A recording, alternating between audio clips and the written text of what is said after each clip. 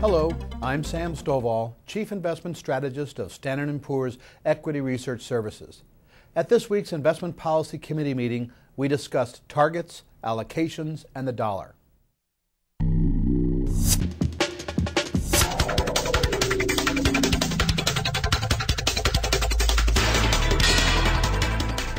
In an attempt to advise investors not to chase surging emerging market returns, S&P's Investment Policy Committee lowered its recommended exposure to emerging market equities to 4% from 5%, even though this exposure had actually drifted up to nearly 6% since our last rebalancing, and placing the funds into developed international markets.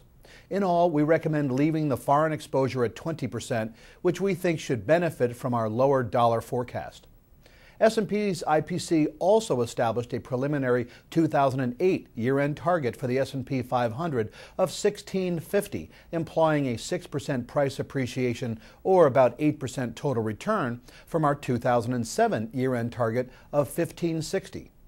The S&P 500 closed at 1475 on November 7th, off more than 5% from its recent high.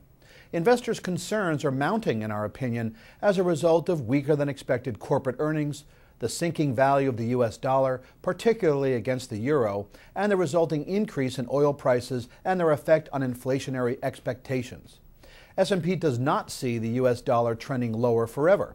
We think supportive factors should reemerge in the second half of 2008, such as a lower trade deficit, the end of U.S. interest rate cuts, the reacceleration of U.S. economic growth, and the start of rate cuts in Europe.